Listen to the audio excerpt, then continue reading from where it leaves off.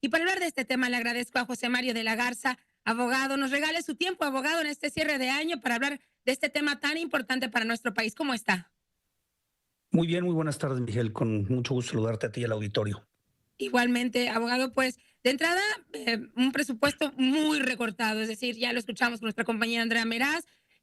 Algunos incluso llegamos a pensar de inicio que era una jugada en el dime y el direte, que era mucho dinero, pero al final se terminaría aprobando, pero resulta que no. Pero entonces el INE pues pone también sus condiciones de hasta dónde puede y qué se puede hacer, poniendo en riesgo a una ya de por sí pues elección de juzgadores el próximo año. Efectivamente, el recorte es, como se mencionaba, del 50%, y esto va a ocasionar, desde un punto de vista práctico, mucho menos casillas. Hay que recordar que se van a elegir 881 jueces y magistrados con 6 boletas, y vamos a tener 5,300 candidatos. Si tú reduces las casillas a la mitad, pues lo que va a pasar es que vas a tener filas muy largas, el proceso en sí va a ser muy complejo porque va a tomar mucho tiempo para los electores escoger a estos cargos, y además pues se ha dicho que este tipo de elecciones llaman poco la atención y puedes tener muy baja participación. También aquí se ha hablado de que la manera en la que se va a publicitar o se va a hacer del conocimiento de la ciudadanía esta elección, pues va a tener muy poco dinero y va a haber muy poca difusión, ¿no? Entonces se vende como una gran elección para democratizar al Poder Judicial y para transformarlo y para que México sea un país justo, pero pues lo que estamos viendo en los hechos es que hay muy poco dinero y se está poniendo en riesgo este proceso, y puede quedar en entredicho si estos jueces y magistrados pues realmente son los del pueblo o son gentes que vienen de un proceso realmente democrático. Sin duda. Y bueno, a esto se le suma que ya muchos estados, abogado, han aprobado también de forma local sus Claro. propias reformas, ¿no? Incluso algunos, nos queda claro ese registro, también sin tener un presupuesto específico de cuánto se va a gastar, pero estiman, por ejemplo, mínimo 100 millones de pesos en un estado como el estado de Sonora, por poner solamente un ejemplo, pues también poniendo en duda este proceso, ¿no? Sí, están copiando lo que hace la federación, pues desde un punto de vista político para alinearse con lo que está haciendo Morena a nivel federal. Y como bien lo señalas, vamos a tener elecciones pues a nivel federal para estos jueces y magistrados, pero muchos estados están haciendo lo propio. Entonces vas a tener estados donde, además de elegir a las posiciones federales, te va a tocar también lo local. Y entonces imagínate el tamaño de la elección con poco dinero, con pocos recursos, Uh -huh. en una cuestión pues que realmente va a impactar, porque pues sí estamos hablando de que se vas a desmantelar todo el Poder Judicial y vas a renovar todos los cargos. O sea, no es una cosa menor, y pues es muy grave que estemos en una situación tan compleja. Si esto está pasando en la federación, imagínate en los estados, pues todavía puedes poner más en riesgo las elecciones. Y habría que ver también esto que se viene, las impugnaciones, porque como es un proceso electoral, pues los que pierden o los que no están satisfechos con el resultado, pues van a tener que ir al tribunal. Y entonces también imagínate el número de impugnaciones y de casos que se Sí. pueden presentar si esto no sale bien, si no se cuentan los votos, si las casillas no se instalan. Pues las incidencias que ya conocemos que luego suceden con menos dinero, me parece que pueden incrementarse también estas incidencias y puede haber mucho más impugnaciones en el proceso al final del día.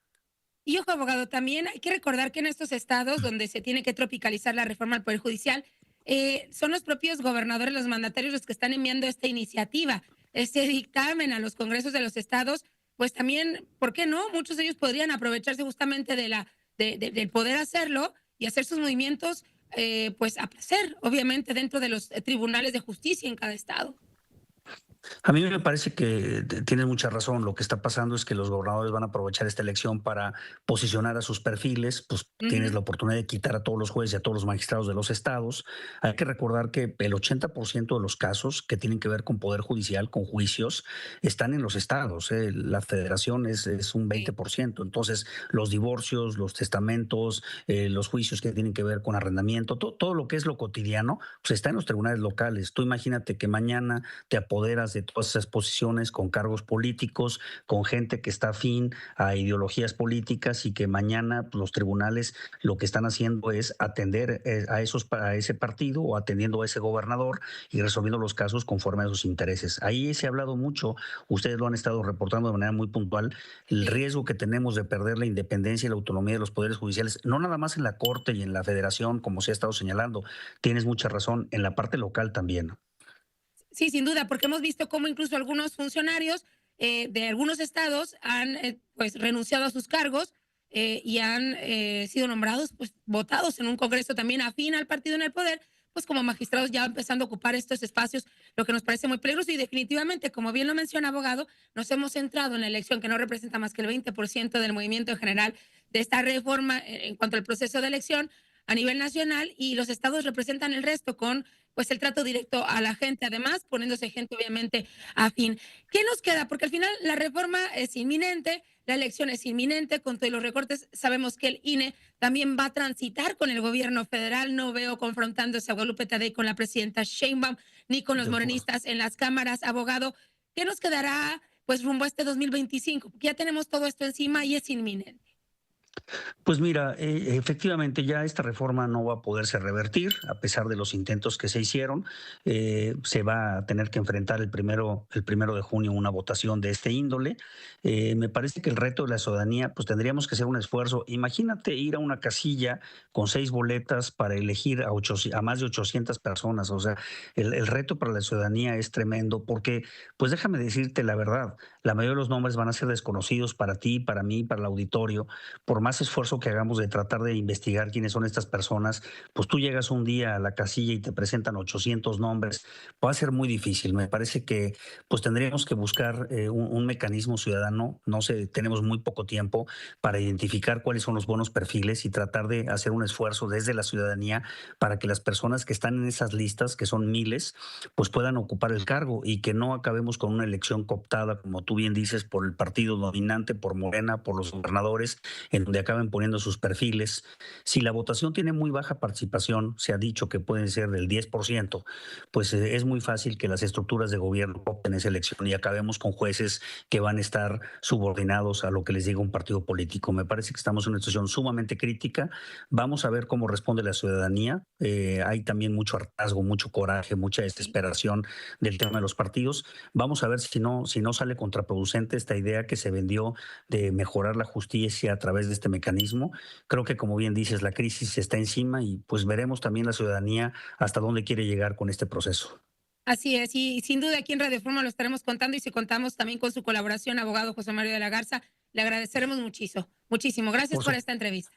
por supuesto que cuentes conmigo. Te mando un cordial saludo, muchas felicidades y seguimos en contacto.